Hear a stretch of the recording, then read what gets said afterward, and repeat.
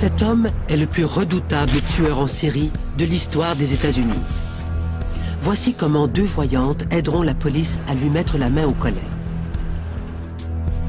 Je pouvais sentir l'odeur de la mort. C'est une odeur qui ne trompe pas.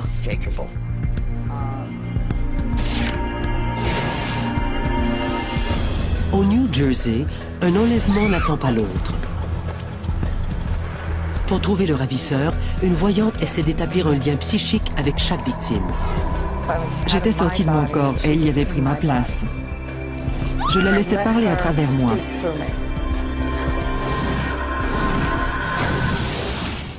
Quand les indices sont rares et que les enquêteurs ne trouvent pas de réponse satisfaisante à leurs questions, ils se tournent parfois vers les témoins de l'étrange.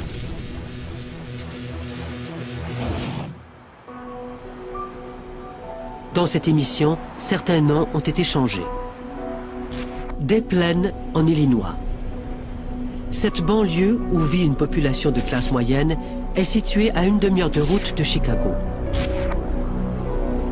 Le 11 décembre 1978, Margaret Bellows s'arrête à la pharmacie.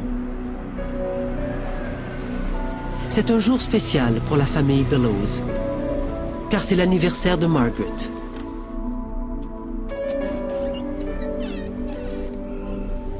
Tout est prêt pour la soirée.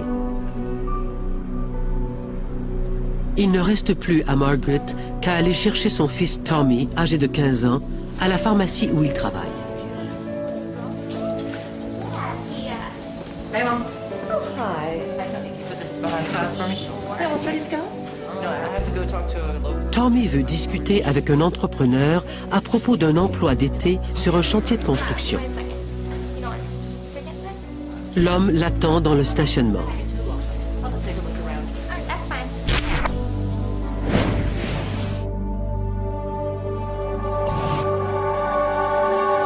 Mais Tommy ne revient pas. Sa mère est de plus en plus inquiète.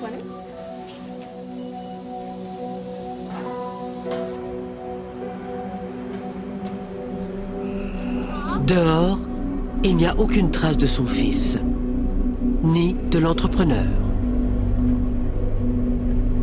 Après être sorti, Tommy Bellows s'est littéralement volatilisé.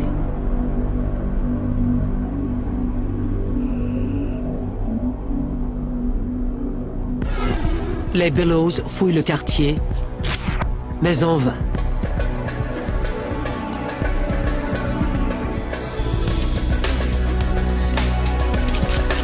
Plus tard, ils signalent la disparition de Tommy à la police. Le lendemain matin, on remet le dossier au lieutenant-détective Joseph Kozenzak.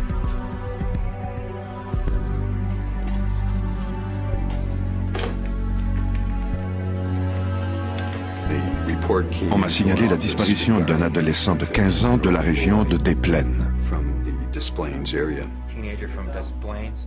Kozenzak aperçoit alors le nom de l'école de Tommy. Mon fils fréquentait le même établissement. Ce détail a retenu mon attention et je me suis immédiatement intéressé à cette affaire de disparition. Les enquêteurs interrogent le patron de Tommy à propos de l'homme que le jeune homme devait rencontrer. Un entrepreneur était venu à la pharmacie dans le but de leur donner une estimation des coûts d'installation de nouveaux étalages. L'homme a quitté le commerce peu avant la disparition de Tommy. Le propriétaire ne le connaît que par son prénom, John. Il a toutefois son numéro de téléphone. Il faudra du temps pour vérifier les antécédents de ce suspect avec pour seul indice ce numéro de téléphone. Personne ne croit à l'hypothèse de la fugue. Tommy est un bon élève, un athlète, et il se passionne pour la photographie. C'était un jeune homme sérieux. Il avait des ambitions dans la vie. Il voulait aller au collège et ramasser assez d'argent pour avoir sa propre chambre noire. Ce n'était pas le genre de garçon à avoir des activités illicites comme la consommation de drogue, ni quoi que ce soit qui aurait expliqué ce départ subit de chez lui. À partir du numéro de téléphone de l'entrepreneur, les policiers examinent ses antécédents et apprennent qu'il a un casier judiciaire suite à des crimes très sérieux. Il a été incarcéré en Iowa pour avoir agressé sexuellement un adolescent. Le suspect s'appelle John Wayne Gacy. Quand on m'a transmis ces informations, les cheveux se sont dressés sur ma tête. On était sous le choc de penser que ce type, ce criminel sexuel, avait vraisemblablement été le dernier à parler à notre jeune homme.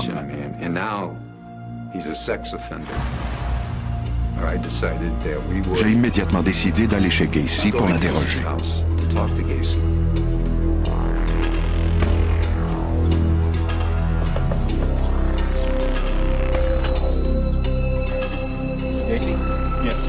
Le suspect vit à Norridge, en Illinois, à quelques minutes du stationnement où Tommy a disparu. No, but you can come in if you want. We'd like to do that, thank you.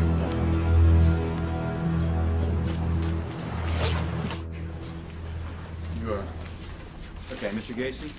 Je lui ai dit qu'on l'avait vu parler au garçon, ce qu'il a catégoriquement nié. Il m'a répondu, la personne qui vous a dit ça a menti, c'est impossible. Gacy dit qu'il est trop occupé pour se rendre immédiatement au poste de police. Il a dit que lorsqu'il aurait terminé ce qu'il avait commencé, il m'appellerait et viendrait au poste de police de lui-même. Sans mandat, les policiers ne peuvent le forcer à les suivre. Ces hésitations, qui étaient nombreuses, me portaient à croire qu'il mentait. Le lendemain, Gacy se présente au poste pour un interrogatoire. On lui annonce alors que la police a un mandat pour fouiller sa maison. Il est devenu très agressif. J'ai dit, John, nous devons avoir vos clés, sinon nous allons devoir démolir la porte d'entrée de votre maison. Nous allons y entrer d'une façon ou d'une autre. Donnez-nous ces clés.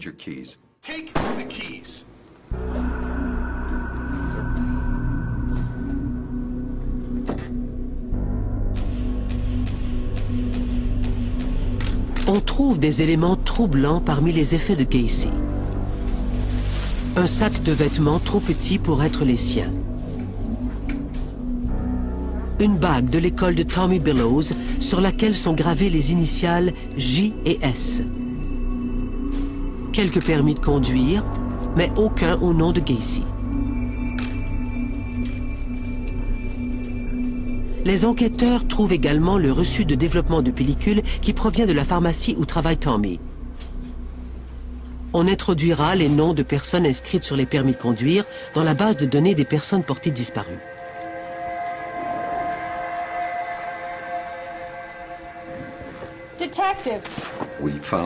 Au fond d'un placard, on a trouvé une trappe qui menait au vide sanitaire sous la maison de Gacy.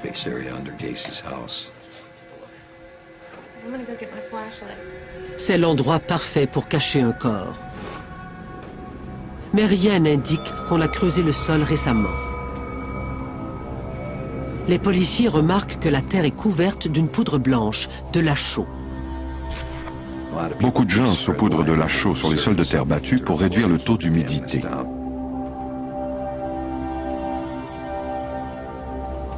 Il n'y a aucune preuve qu'un crime a été commis.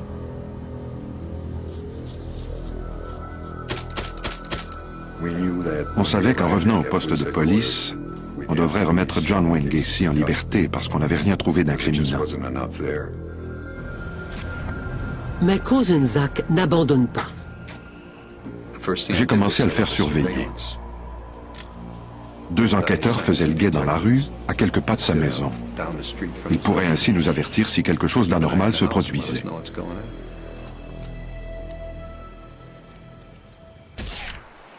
Plusieurs jours passent sans que la police ne puisse procéder à une arrestation. C'est alors qu'un collègue suggère à Kozenczak de consulter une voyante. Le moins qu'on puisse dire, c'est que j'étais sceptique. Je lui ai demandé le nom de cette femme. Elle s'appelait Carol Broman. En le voyant, j'ai su que ce ne serait pas facile. Elle m'a regardé et m'a dit, vous ne croyez à rien de tout ça, n'est-ce pas?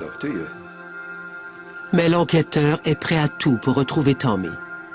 J'ai demandé au lieutenant détective Kozenczak de m'apporter des effets ayant appartenu au garçon disparu. Broman peut obtenir des informations sur quelqu'un en touchant à un objet qui était cher à ses yeux. C'est presque comme un phénomène électrique. Je ne peux pas l'expliquer mieux que ça. On entre en contact. C'est comme si on percevait l'énergie de cette personne, et cette énergie prend de l'expansion et nous fournit toutes sortes d'informations. Quand j'ai saisi l'appareil photo dans mes mains, la première chose que j'ai sentie, c'était la peur. Une peur atroce, la torture. Puis j'ai vu toutes sortes d'images dans ma tête. Je ne crois pas avoir éprouvé une telle terreur de toute ma vie. Carol croit que Tommy Billows a été assassiné et qu'il n'est pas la première victime du meurtrier. Après l'avoir regardé, je lui ai dit « Il y a des corps partout ». Il m'a répondu « Qu'est-ce que vous dites ?» Et j'ai répété « Il y a des corps partout ». Elle m'a dit qu'ils étaient enterrés tous ensemble, en demi-cercle. Les pensées se bousculaient dans ma tête. Je n'avais aucune raison de croire qu'il y avait d'autres cas de disparition. De quoi me parlait-elle au juste? Je sentais cette odeur de mort. C'est une odeur qui ne trompe pas. Carol Broman voit ce que redoutent le plus les policiers, un tueur en série à l'œuvre. Elle voit John Wayne Gacy et ses secrets enterrés qui ébranleront bientôt tout un pays.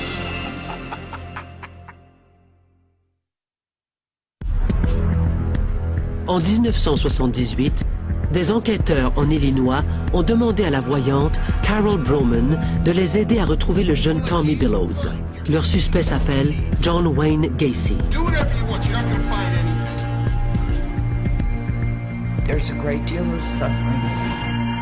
Carol croit que Tommy a été tué comme beaucoup d'autres avant lui. Ses visions surprennent le détective Joseph Kozenzak. On n'avait pas la moindre idée qu'il pouvait y avoir eu toutes ces victimes. C'est elle qui nous en a parlé la première.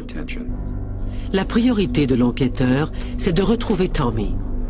Il apporte avec lui un plan de Cook County pour que Carol tente d'en tirer quelque chose. Elle perçoit la présence d'eau, mais ne peut dire où se trouve Tommy. J'ai vu la lettre M. Je croyais que c'était le nom d'une entreprise ou une des lettres du nom d'une entreprise. Sur la camionnette de Gacy figure en gros la lettre M. Carol voit aussi des chantiers de construction. Ses visions sont accompagnées de violentes douleurs. Tout au long de ces séances, je lui disais que je voulais m'arrêter parce que c'était trop difficile. Je commençais alors à revivre la mort des autres victimes, ce qu'elles avaient ressenti. C'était une terreur absolue et beaucoup de souffrance. Je n'aime pas mon don de voyante. Je n'aime pas comment je me sens et je n'aime pas non plus savoir ce qui est arrivé aux gens. C'était une mort atroce et je n'avais pas envie d'en parler. Kozenzak encourage Carol à ne pas abandonner. Ils doivent à tout prix retrouver Tommy. Carol Broman m'a alors décrit le tueur. C'était un homme au début de la quarantaine assez massif. Selon elle, il avait une cicatrice au petit doigt. En vérifiant les empreintes digitales de Gacy, on constate que c'est effectivement le cas. On pouvait voir cette cicatrice à son petit doigt. Cela confirmait la validité des autres informations que nous avait fournies Carol plus tôt. Et il n'y a pas que les visions de Carol qui laissent croire que Gacy est mêlé à l'affaire. Le reçu des photos trouvées chez Gacy établit un lien entre ce suspect et Tommy. Le soir de la disparition du garçon, il y avait cette jeune caissière. Elle avait assisté à une cérémonie de remise de diplôme et voulait faire développer un rouleau de pellicule. Elle a donc rempli la fiche et a déchiré le reçu. Ensuite, elle l'a mis dans la poche de la veste qu'elle portait. Or, cette veste appartenait à Tommy. Il lui a prêté plus tôt le même jour et quand elle la lui a remise, elle a oublié le reçu. Et mystérieusement, ce reçu s'est retrouvé dans les poubelles de la maison de Gacy. Cela corroborait le fait que le jeune homme s'était bien trouvé chez le suspect. La bague de l'école est également compromettante. On découvre qu'elle a appartenu à un autre jeune homme disparu l'année précédente. Les pièces d'identité trouvées dans la maison appartiennent à de nombreux garçons. Certains d'entre eux ont travaillé pour Gacy. Tous ont disparu. La police fait une autre découverte lors d'une étrange rencontre. Un petit déjeuner où Gacy a convié les agents qui le surveillent. Gacy se croyait plus malin que les policiers. Pour lui, il s'agissait seulement d'une grosse plaisanterie. Les agents notent alors une odeur étrange qui provient d'une bouche d'aération. Ils sont revenus au poste pour me dire qu'ils croyaient qu'il y avait quelque chose dans le vide sanitaire de la maison de cet homme. Ils ont dit que ça sentait la même chose qu'à la morgue. Les enquêteurs font immédiatement émettre un autre mandat de perquisition. Cette fois, l'odeur est épouvantable. Gacy a inondé le vide sanitaire de sa maison, mais l'eau s'est écoulée depuis. Voici essentiellement ce qu'il a fait. En inondant le vide sanitaire, il a éliminé la croûte de terre sous laquelle se cachaient ses morts. Des fantômes enterrés depuis longtemps ont refait surface. De nouveau en détention, Gacy fait des révélations troublantes. Non seulement a-t-il tué Tommy Billows, mais également des dizaines d'autres jeunes hommes au cours d'une période de 6 ans. Il a raconté en détail comment il les convainquait de venir chez lui et comment, en les manipulant, il réussissait à leur passer des menottes avant de les tuer. Carol a prédit que les corps des victimes étaient enterrés en demi-cercle. Les corps étaient tous enterrés en demi-cercle le long des fondations de la maison de Gacy. Les informations de Carol étaient justes. Ce qu'elle nous avait dit concernant les multiples victimes lors de notre première rencontre s'est avéré. En tout, les enquêteurs déterrent 29 corps sous la propriété de Gacy. La police de Cook County et le médecin légiste sortaient les corps un à un du vide sanitaire. Et je me rappelle à quel point je me sentais dépassée par les événements. Voici le reporter Tom Wessel du journal de Des Plaines. La population a une réaction de choc et d'incrédulité. John Wayne Gacy avait la réputation d'être un homme un peu insouciant. Il avait une entreprise de construction et comme deuxième emploi, il se déguisait en clown. Les gens croyaient que c'était quelqu'un de bien. Après avoir identifié les corps, les enquêteurs doivent se rendre à une triste évidence. Peu de temps après, Joe m'a appelé et m'a demandé si j'avais vu la nouvelle à la télévision. J'ai dit oui. L'enquêteur lui explique qu'ils n'ont pas retrouvé le corps de Tommy, mais seulement sa veste cachée dans un mur.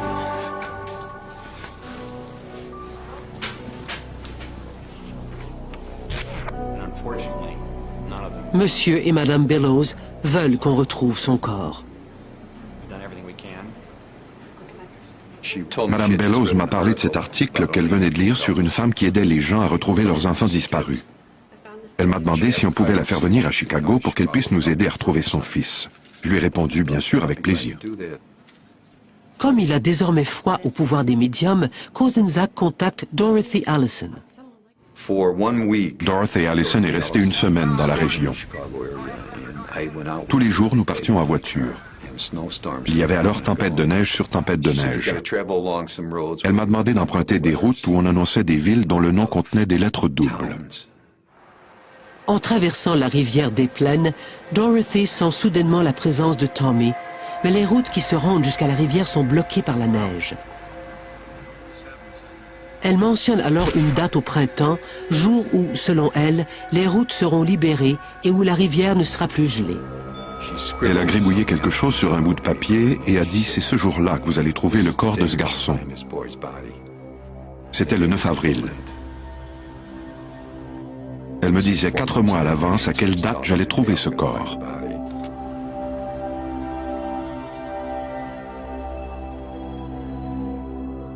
Les enquêteurs espèrent le trouver plus tôt. Et il semble qu'ils sont sur la bonne voie quand on leur signale avoir découvert d'autres corps.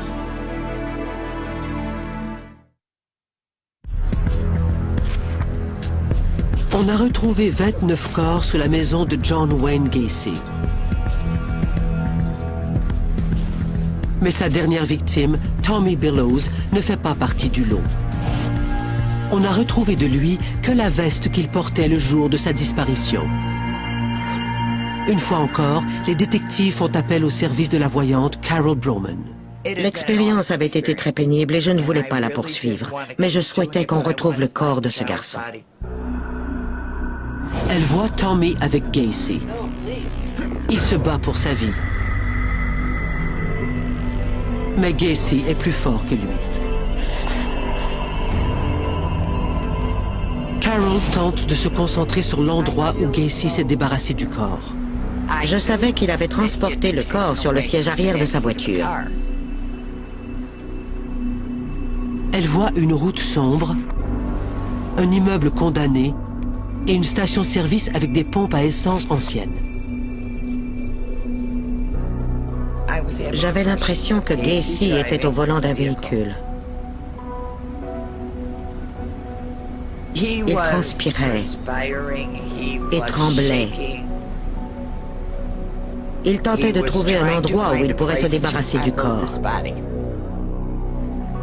Broman a senti la présence d'un plan d'eau et sa prédiction se révélera juste. Puis vient le 9 avril 1979, le jour J, selon la voyante Dorothy Allison. J'étais assis dans mon bureau quand le téléphone a sonné. C'était le bureau du shérif de Grundy County. Le lieutenant au bout du fil m'a dit qu'on devrait se rendre dans leur comté. Ils avaient trouvé un corps et ils pensaient qu'il s'agissait peut-être du garçon qu'on cherchait. Et puis tout à coup, je me suis rappelé ce mot dans mon dossier. Je l'ai sorti pour le regarder et il y était écrit 9 avril. C'est sans doute l'un des meilleurs exemples de ce dont sont capables les personnes dotées de pouvoirs extrasensoriels. Kozenczak se rend sur les lieux dans le comté voisin de Grundy County. Il croise des villes dont le nom contient des lettres en double, exactement comme l'avait prédit Dorothy Allison. Il aperçoit un immeuble condamné et de vieilles pompes à essence comme celle qu'a vue Carol Broman lors de ses visions. Plusieurs des choses qu'elle m'a dites étaient tout à fait justes. Elle ne s'était pas trompée. Carol a dit qu'on ne trouverait pas Tommy à Cook County. Son corps ne se trouvait pas à Cook County. J'en ai déduit qu'il a trouvé une façon de le dire à Carol. Elle avait raison dans le sens que le plan de Cook County n'était pas adéquat. Le corps trouvé sur la berge a été recouvert de neige pendant plusieurs mois. Par l'examen de ses dents, on confirme ce que la voyante savait déjà. C'est Tommy Billows, la dernière victime de Gacy.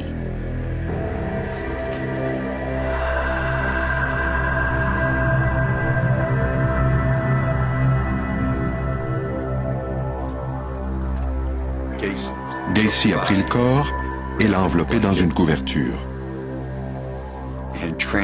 Ensuite, il l'a transporté à près de 100 km au sud-ouest de Chicago sur le pont de la rivière des Plaines. Il a arrêté sa voiture, il a pris le corps et puis l'a lancé à l'eau.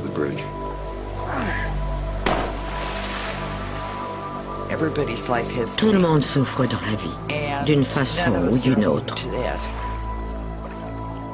Mais il y a certaines souffrances si grandes qu'on ne peut même pas imaginer ni concevoir.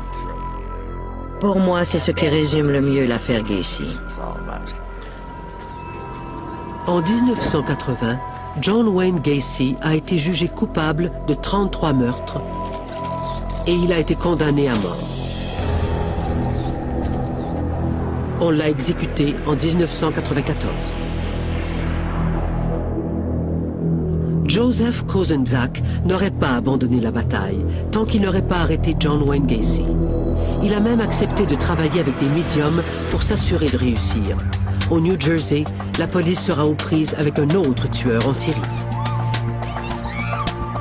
Les agents feront tout pour arrêter un forcené avant qu'il ne laisse d'autres cadavres dans son sillage. Morris County, au New Jersey. Ici, il y a toute une série de villes de banlieue à l'est de la ville de New York. Mardi, 23 novembre 1982. L'étudiante Mandy Simpson termine son quart de travail au centre commercial. Elle est toute prête pour le congé de l'Action de grâce. Personne ne la voit partir, ni n'entend ses cris.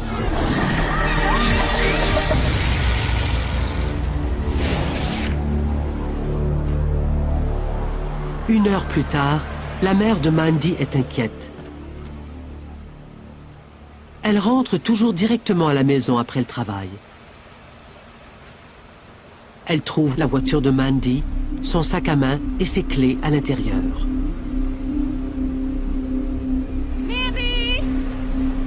C'est impossible.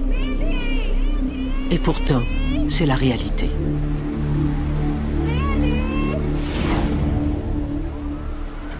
Une unité canine se rend immédiatement au centre commercial. Le chien trouve l'odeur de la jeune femme, mais la piste s'arrête 2 espaces de stationnement plus loin. Mandy a disparu. Le capitaine Jim Moore de la police de Parsippany ouvre un dossier pour personnes disparues. On commence par tenter d'établir comment la personne vivait. Ensuite, on note tous les noms des gens qu'elle connaissait. La police apprend que Mandy est une jeune fille aimante et une étudiante modèle. Elle est douce, appréciée de tous et très active dans son équipe de meneuses de claques. Mandy Simpson n'a pas le profil de la fugueuse. Le lendemain, on s'est fait un plan du centre commercial et on a interrogé plusieurs personnes à propos des événements de la veille. Une femme était là dans le stationnement. Elle a vu un individu aux cheveux bruns à bord d'une vieille Chevrolet, pas très loin de la voiture de la victime. Il avait un air inquiétant. C'était juste avant le départ de Mandy. La femme n'a toutefois pas noté le numéro de sa plaque d'immatriculation. Elle fournit à la police une description de l'homme dont on tire un portrait robot, mais l'on n'obtient pas de suspect.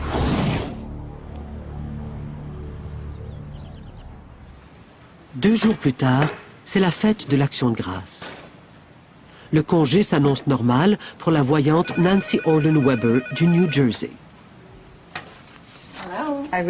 J'ai reçu l'appel d'une femme que j'avais brièvement rencontrée auparavant. Elle m'a dit « La fille de mon ami a disparu. Pouvez-vous nous aider? Est-ce qu'elle va bien? » J'ai immédiatement eu des visions que j'ai tenté de refouler parce qu'elles étaient horribles. C'était comme des éclairs qui ne duraient que quelques fractions de secondes. C'est trop rapide pour voir le visage de quelqu'un ou reconnaître un endroit. Elle n'a vu qu'un nom, celui de Mandy. Je ne savais pas où cela s'était passé. Mais dans mon esprit, j'ai vu la jeune femme se faire enlever. J'ai également vu des choses horribles. La victime avait été torturée, violée, tuée et jetée dans un réservoir d'eau. Avant que Nancy ne contacte la police, la pire crainte des parents de la jeune fille se réalise. Un habitant de Randolph Township a trouvé un corps. C'était un vieux réservoir d'eau. J'ignore à quoi il avait servi exactement, mais il était à l'abandon depuis plusieurs années et on ne l'utilisait plus. Il y avait toutefois encore de l'eau à l'intérieur. Le corps se trouvait dans celui du centre. On l'avait poignardé à plusieurs reprises. Les enquêteurs ne trouvent aucune arme, rien qui puisse les conduire à un suspect.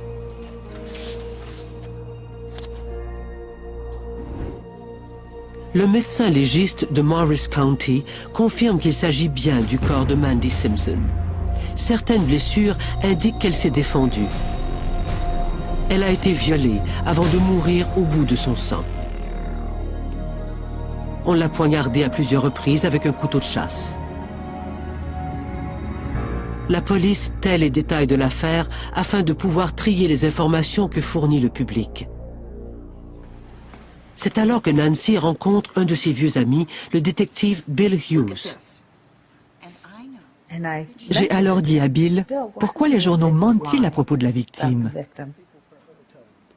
Bill travaille pour un autre service de police et il ne participe pas à cette enquête. Je ne savais pas ce qu'il voulait dire car on avait transmis tous les faits à propos de cette affaire. Et je lui ai alors dit, mais on l'a violée, elle a été cruellement torturée et elle était presque nue, elle ne portait pas tous ses vêtements. Nancy ne sait pas qui a commis le crime. Les informations qu'elle fournit sont ajoutées à la longue liste d'indices, notamment le fait qu'on a vu un homme aux cheveux bruns à bord d'une vieille Chevrolet. Les patrouilleurs recherchent ce modèle de voiture. Ils arrêtent plusieurs conducteurs qui ressemblent quelque peu à l'homme de la description. Mais si leurs papiers sont en règle et qu'il n'y a pas d'indices justifiant une fouille, ils doivent les laisser partir. Les habitants des villes voisines étaient de plus en plus nerveux et ils se demandaient combien de temps il nous faudrait encore avant de trouver des réponses. Et puis, on s'est retrouvé avec une deuxième victime. Le 5 décembre 1982. 2 semaines se sont écoulées depuis le meurtre de Mandy Simpson. On trouve une autre voiture abandonnée sur une route isolée de Morris County. Une fois encore, il y a un sac à main dans la voiture et la clé dans le contact, mais aucune trace de la conductrice. Au même moment, à une aire de repos sur l'autoroute 80, non loin de là, un camionneur tente de dormir un peu. Il a alors entendu quelqu'un frapper à la porte de son camion. En regardant par la fenêtre, il a vu cette femme qui lui criait de l'aider. Elle avait été poignardée à la poitrine et perdait beaucoup de sang. Il a alors appelé à l'aide sur son CB. La femme n'en a plus pour longtemps. Le mystérieux agresseur vient de frapper à nouveau. Je savais qu'il récidiverait. Je savais qu'il tenterait de tuer quelqu'un d'autre. Si la victime survit, les policiers pourraient avoir une première piste solide.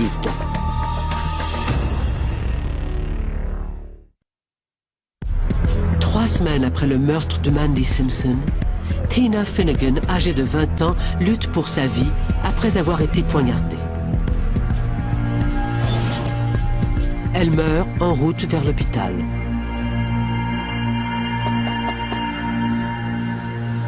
Encore une fois, les policiers devront informer des parents de l'assassinat de leur jeune fille.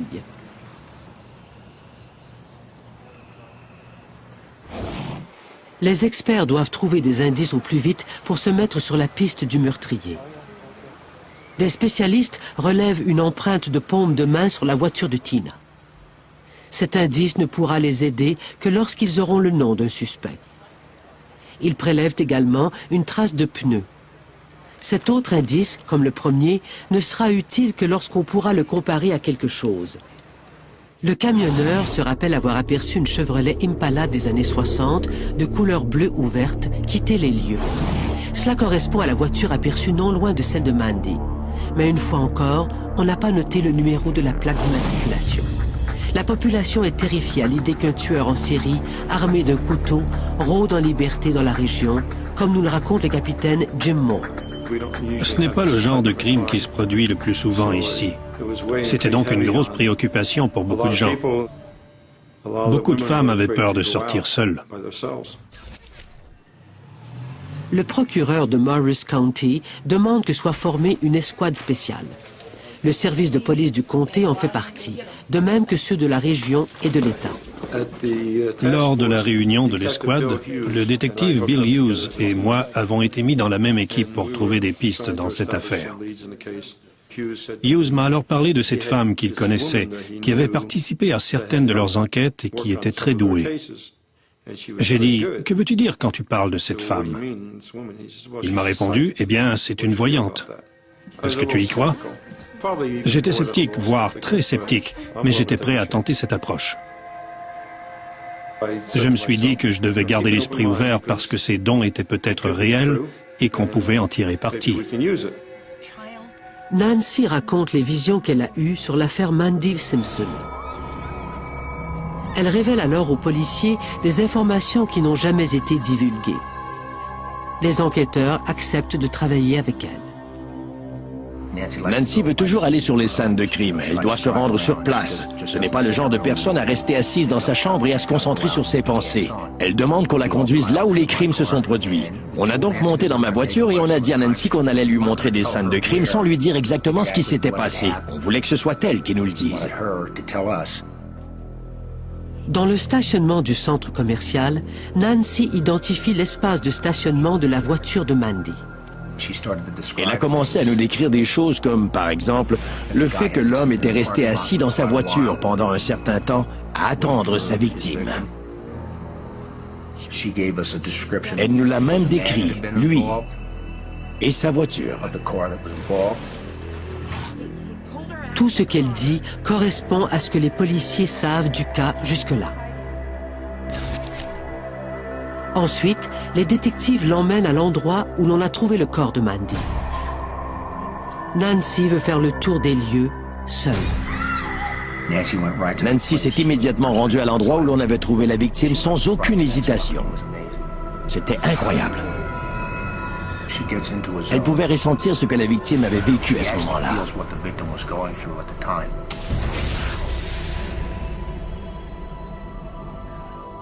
C'était comme si elle s'était retrouvée dans l'esprit de la personne au moment du crime. Nancy a déjà eu des visions auparavant, mais cette fois-ci, elle ressent ce que la victime a vécu. J'ai subi les sévices qu'on lui a infligés. J'ai vu le couteau. Je l'ai vu la poignarder. Je l'ai vu, lui, comme si j'étais à l'extérieur de mon corps et qu'elle avait pris place en moi.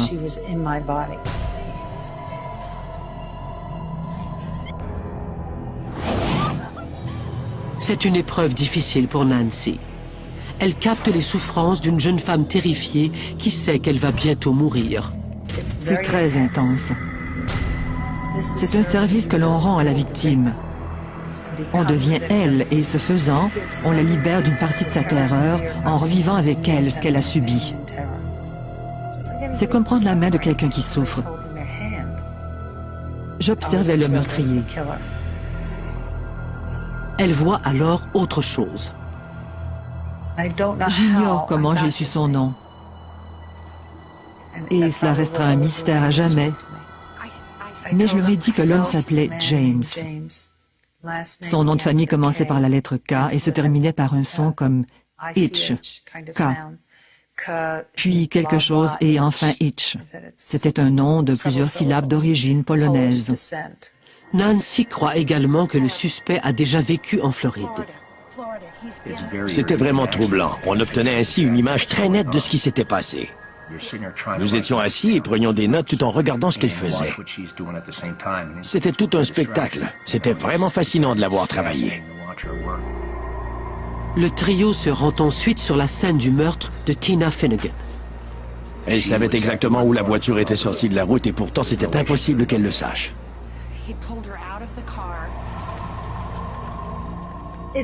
C'est comme si je regardais un film, et parfois ce ne sont que quelques segments d'un film, de tout petits bouts.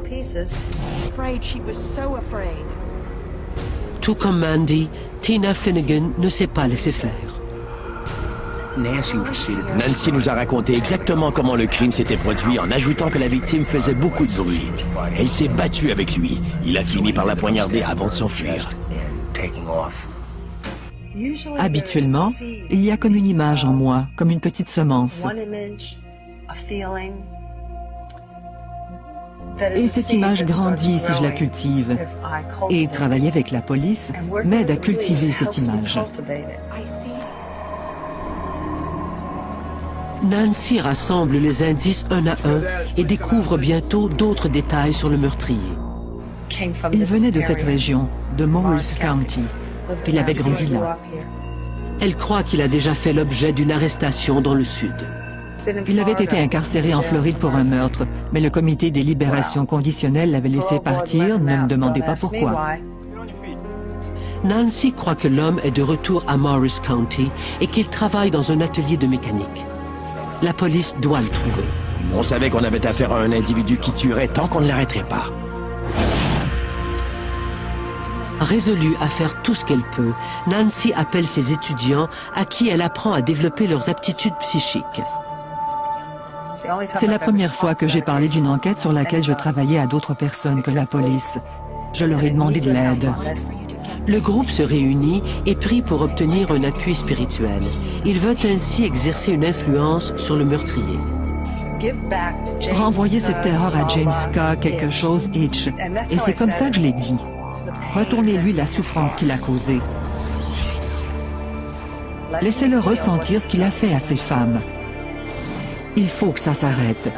Il faut que ça soit lui qui ressente cette souffrance. Et le lendemain, Jim Moore m'a appelé en me disant « Nancy, qu'est-ce que tu as fait ?» Moore lui raconte alors qu'un homme a appelé le service d'urgence la veille au soir et qu'on l'a conduit à l'hôpital. Il s'appelle James Kodadich. Kodadich a appelé le service d'urgence et quand les policiers sont arrivés chez lui, il leur a montré une blessure de couteau qu'il avait au bas du dos. Faites-lui ressentir ce qu'il a infligé à ces femmes. Les deux victimes ont été poignardées. Il semble s'être lui-même infligé cette blessure. Les enquêteurs remarquent alors qu'il ressemble au portrait robot du meurtrier. Kodadich leur raconte qu'un automobiliste l'a frappé avant de lui donner un coup de couteau. Il ajoute que son assaillant ressemblait à la description du meurtrier qui a tué les deux jeunes femmes. Il commençait à avoir peur de la police. Il tentait de nous faire croire qu'il était la victime et espérait détourner notre attention de lui. Mais cela a l'effet opposé. Les enquêteurs auraient eu besoin d'un mandat pour fouiller la voiture de Kodadich, leur suspect. Mais maintenant que celui-ci est une présumée victime, ils n'ont pas à en obtenir un. Les experts trouvent des traces du sang et des cheveux de Mandy Simpson dans le véhicule, de même que des fibres de la veste de Tina Finnegan.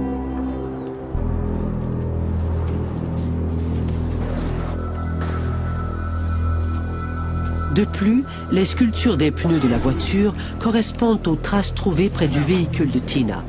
Comme Nancy Orlen Weber l'a prédit, Kodadich a déjà tué, 2 fois en Floride. Il a été libéré pour bonne conduite et vient de s'installer à Morris County où il travaille dans une station-service. J'avais noté tout ce que Nancy m'avait dit et quand l'affaire a été close, je me suis assis et j'ai examiné tout cela. Elle ne s'était pas trompée. Grâce à Nancy, je crois maintenant au don des médiums et je n'hésiterai pas une seconde à utiliser quelqu'un doté de ses pouvoirs lors d'une autre enquête dans le futur. Je n'étais pas surpris. Je savais que tout ce que Nancy nous avait dit serait vérifié quand on arrêterait cet homme. J'ai éprouvé de la satisfaction, c'est le mot juste. Un monstre a été arrêté, peut-être grâce aux prières de Nancy. Je crois que nous sommes entourés d'informations dont nous n'avons pas conscience. Mais nous les absorbons et nous les utilisons. Je crois que les informations que j'ai fournies dans ce cas ont fait bouger les choses. Les pensées sont très puissantes dans ce monde. Les procureurs ont accusé James Kodadich de l'enlèvement, du viol et du meurtre de Mandy Simpson et de l'enlèvement et du meurtre de Tina Finnegan. Il a été trouvé coupable de tous les chefs qui pesaient contre lui et condamné à la prison à vie. Carol Broman et Dorothy Allison ont aidé la police de Chicago à arrêter un des tueurs en série les plus notoires de l'histoire des États-Unis. Nancy Orlen Weber, pour sa part, a aidé les enquêteurs du New Jersey à arrêter un autre tueur en série qui s'apprêtait à faire de plus en plus de ravages. Ces 3 médiums ont accepté de subir des expériences émotionnelles pénibles afin d'aider la police.